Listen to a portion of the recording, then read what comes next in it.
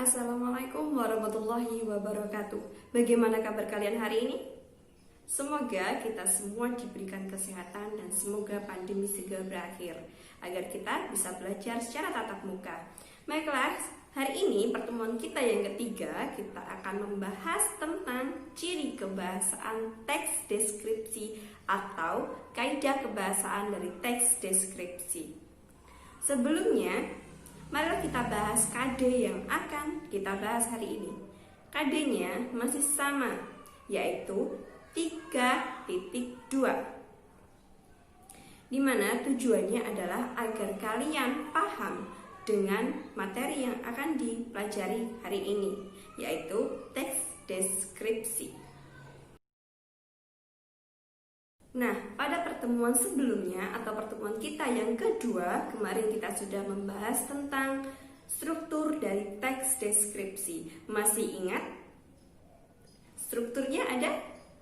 Nah, yang pertama ada identifikasi, kemudian deskripsi umum, kemudian deskripsi bagian, dan terakhir ada koda. Diingat-ingat ya struktur dari teks deskripsi. Nah, sekarang kita membahas tentang ciri kebahasaan dari teks deskripsi atau kaidah kebahasaan dari teks deskripsi. Apa saja? Mari kita pelajari satu persatu. Nah, yang pertama, atau sebelum kita bahas tentang ciri kebahasaan teks deskripsi, saya akan menjelaskan tentang ciri umum atau ciri keseluruhan dari teks deskripsi. Yang pertama, ada paragraf deskripsi tersebut mengilustrasikan atau menggambarkan tentang sesuatu. Jadi ketika saya membacakan teks deskripsi, kalian bisa membayangkan ataupun bisa menggambarkan objek apa yang saya sebutkan. Kemudian yang kedua, paragraf yang digambarkan dijelaskan secara sangat jelas dan sangat rinci serta melibatkan panca indera. Panca indera apa saja? Mulai dari mata, hidung, mulut, dan telinga sebagai pendengaran.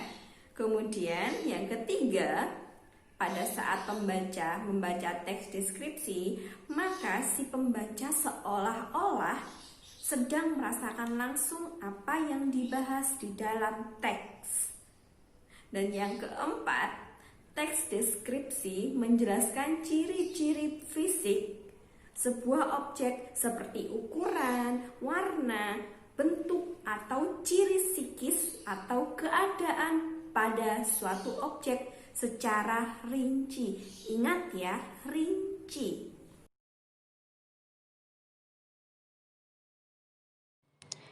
Baiklah anak-anakku, kali ini kita membahas tentang kaidah kebahasaan teks deskripsi atau ciri kebahasaan dari teks deskripsi. Yang pertama, menggunakan kata benda, nomina sesuai dengan topik yang dideskripsikan. Kata benda atau nomina adalah kelas kata yang merujuk pada objek yang dibahas di dalam kalimat. Nomina tidak dapat digabungkan dengan kata tidak.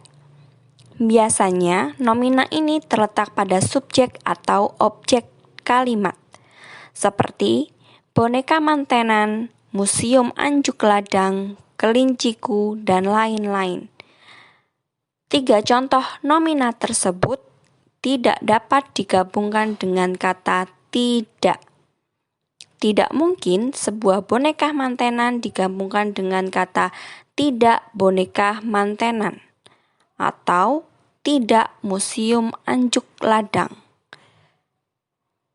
Kata benda atau nomina tidak dapat digabungkan dengan kata tidak.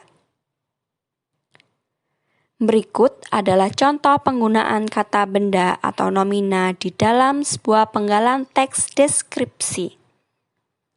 Nasi becek merupakan salah satu makanan khas dari Nganjuk, Jawa Timur. Karena rasanya yang khas, makanan ini sangat diminati dan menjadi salah satu makanan tradisional yang cukup terkenal di sana. Bahkan, warung yang menjajakan nasi becek banyak ditemukan di sana.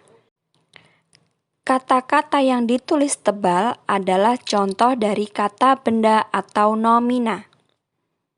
Sesuai dengan topik yang dideskripsikan, ketiga kata tersebut berhubungan dengan objek yang dibahas, yaitu nasi becek khas Nganjuk.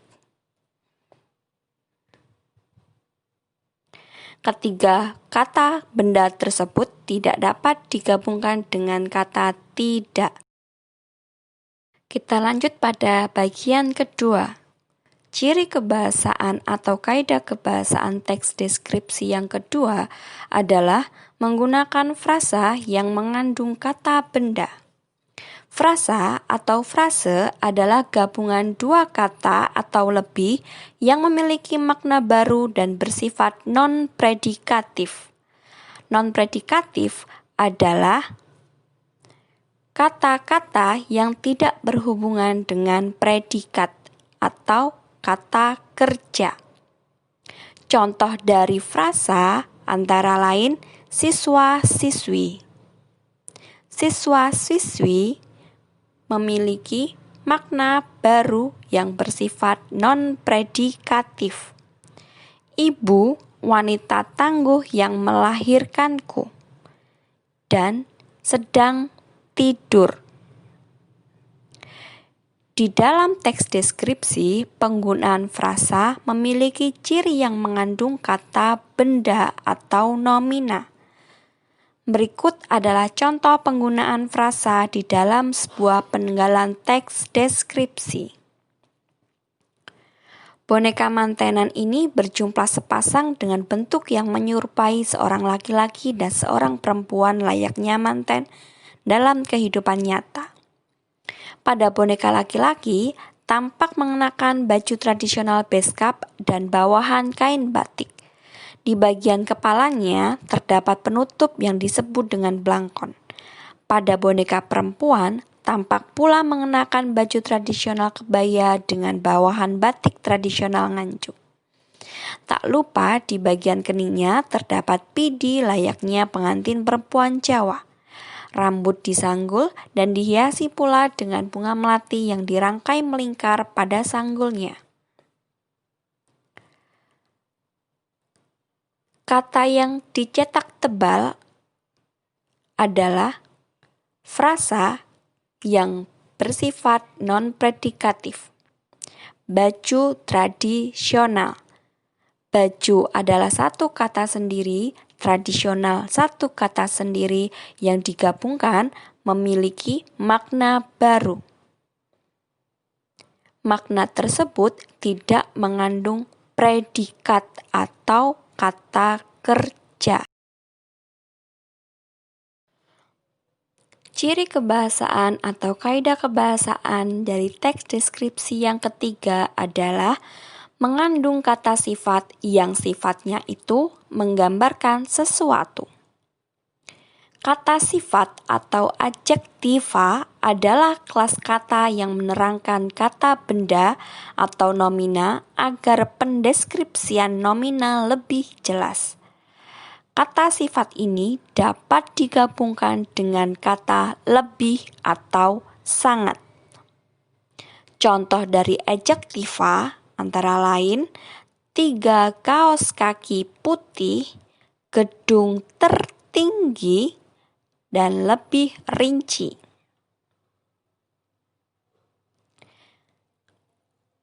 Tiga kaos kaki putih, di mana kata bendanya atau nominanya adalah 3 kaos kaki, yang diikuti dengan kata sifat putih yang mendeskripsikan 3 kaos kaki. Sehingga pembaca akan memahami bahwa nomina yang dijelaskan memiliki warna putih atau bersifat putih. Kemudian penggunaan adjektiva di dalam penggalan teks deskripsi adalah sebagai berikut. Kuah nasi becek ini diolah dengan bumbu yang cukup lengkap mulai dari bumbu yang dihaluskan hingga bumbu rempah.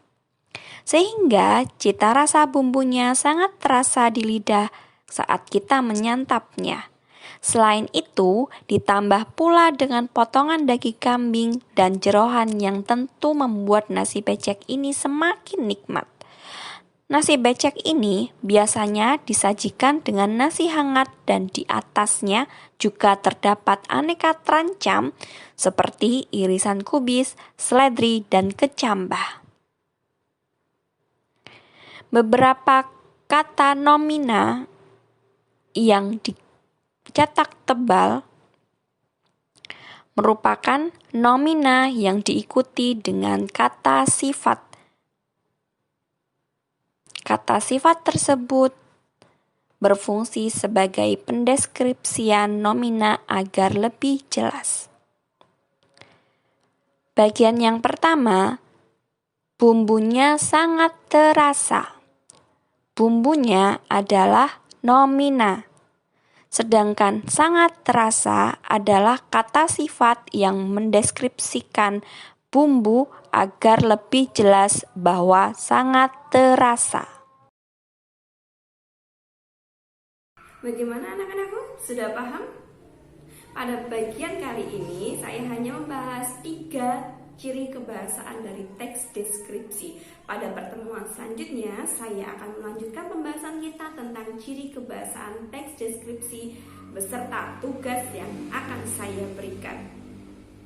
Baiklah, cukup untuk hari ini. Sekian, wassalamualaikum warahmatullahi wabarakatuh.